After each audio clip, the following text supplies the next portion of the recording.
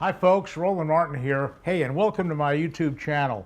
You know, today I'm going to show you a brand new trick, a brand new way of fishing the Senko, the 5-inch Senko, which is my #1 lure. It's always been a standard thing, but today I'm going to show you a brand new deal. Now here's the standard deal for the Senko. Let me just show you what a standard Senko is. You know, you start off with a 5-inch.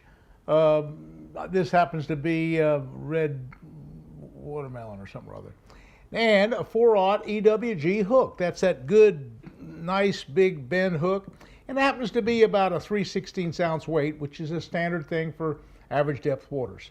Okay, and to rig it a standard way, you just come through about 3/8 of an inch or so, and you pull the worm up on the shoulder of the hook, okay, like this, and then you bury the hook right in there, just perfect, and it's all just nice and even.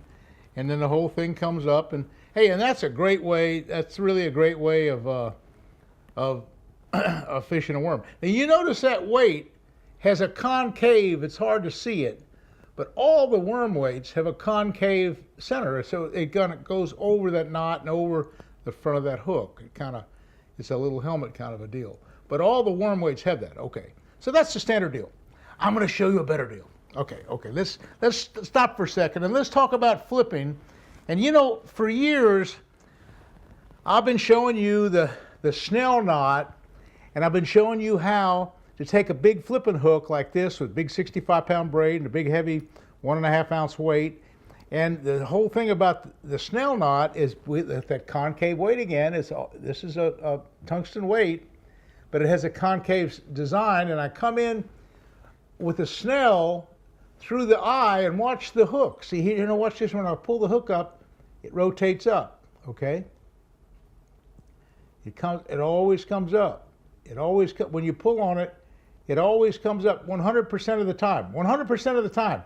The hook point comes up and helps hook the fish. Okay, that's the flipping deal. And that's big heavy braid, and then we put it on there, and we put a big cowboy deal on there or something like that. Okay, that's that concept. Why don't we do the same concept with just a regular Senko? Well, I'll just show you how to do that. Look at this.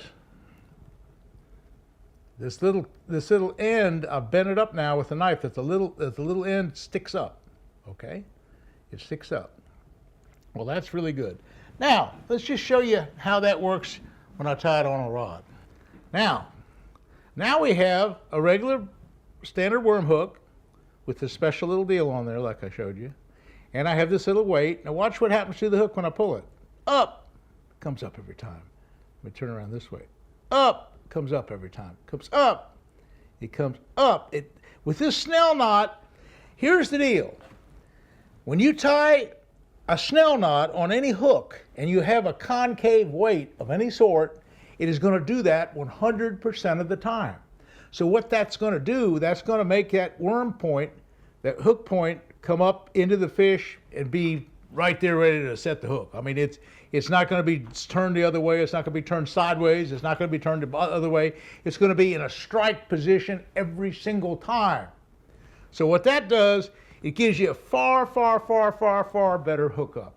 I'm telling you, with the hook ratios now, with the flipping, it's up 98%. It's really high. And so what I'm trying to do now is with the regular worm, regular Senko, make that percentage even higher. Okay, let's get a Senko. Let's see what happens. We'll put it on the line. Okay, we just come down like we did before. Okay, we just come down 3/8 of an inch. Okay, boom, come down like that. Okay, that little barb kind of holds the thing up there a little bit. Okay, bend it in. Yeah. Now there's plastic in there. It's not going to go up as high. I can, but it's going up a little bit. But if I pull real hard, it'll kind of tear the plastic. But nevertheless, if the fish has this weight, which quite often happens, they grab the whole thing and they're holding onto that weight kind of tight. So the more the hook comes up, the better your hook chances are. Now, let's go one step farther. We're almost to the point where you're going to call it the new Roland Rig. Now, you're going to have to see this. This is a special deal. Now, I have come up, in fact, Steve Lake, one of my good buddies at Lake Okeechobee, kind of put me on this one. Okay, you've seen the Wacky Rig deals. Now this is really cool. Now we're getting down to the nitty gritty of something here. This is a Wacky Rig tool, and a normal Wacky Rigs you take and put on the center of the worm, and you put the worm down the deal like this, and you put the O-ring on there, and now you hook your hook. You know, boom, you hook that's a Wacky Rig right there. Okay, that's my trick. That's not what I'm going to do though. That's almost what I'm going to do, but not quite. Let's get a new worm. Okay, let's take my Wacky Rig deal with the O-rings. Let's slide an O-ring down into position. This is so cool. The Roland Rig, the Roland Senko rig. And what I'm going to do now is right on the very front of the worm, I'm going to put that O-ring just right there. That's just a 1/4 of an inch or so from the very front of the worm. Doesn't look like much.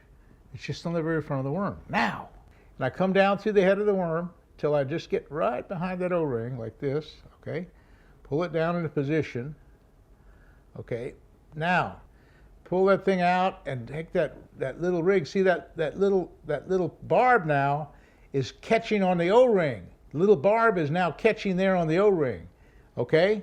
And now the hook goes in position. Now what I have is I have a weedless rig with that O-ring, and it's gonna save that worm. It's gonna hold that hook in position. It's not, the hook's not gonna slide down out of position. The O-ring's gonna hold it there. It's just a perfect complement, and the hook point swivels up just like that, just like in the flipping technique. So now you got the best of two worlds. You're saving worms. You're not going to use near as many worms. That O-ring is really going to be a savior for that. And you have the concave weight with the Snail Knot that rotates the hook into position. So now you can have a far, far, far better hookup. Now we're not quite finished yet. Let's talk about doctoring it up really well, okay? What are some of the things you could do to a plastic worm to enhance it even more?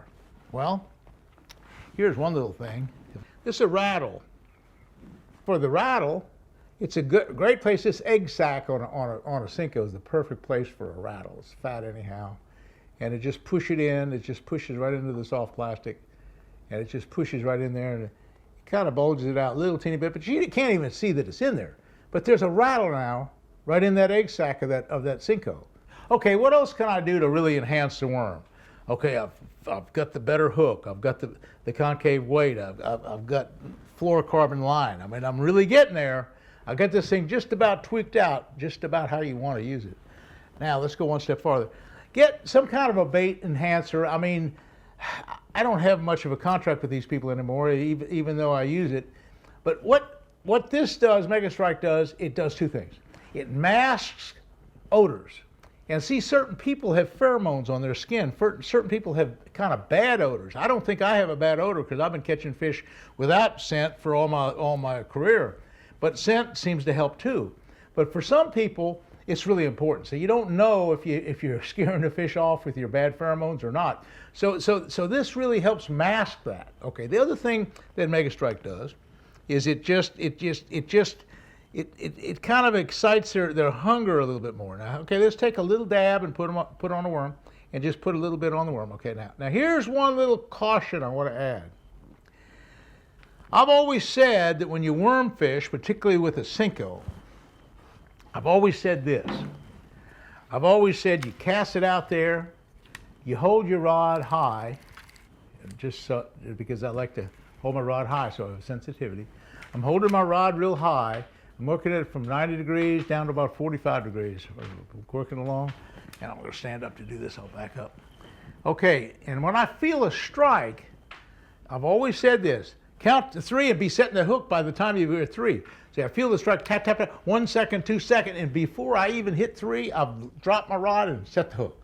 And the reason is I'm a conservationist, and I don't like to see fish swallow the thing.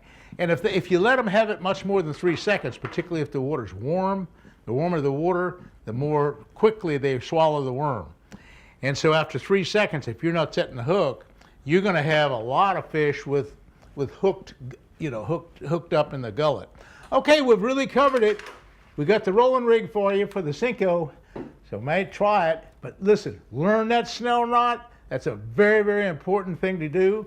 And, you know, let's face it, the old Senko is the #1 lure of all times. That's my favorite. When things get tough, I'm on a Senko. Well, listen, I hope this information really helped you out. I'm big on trying to teach things. I'm an old school teacher, actually. And so I just hope, and thanks for watching. And please hit that likes button. You know, I need all the likes I can get. It's really, really a big deal. I do 3 posts a week, so I need all the help I can get. Folks, we'll see you again soon, and hey, thanks for watching.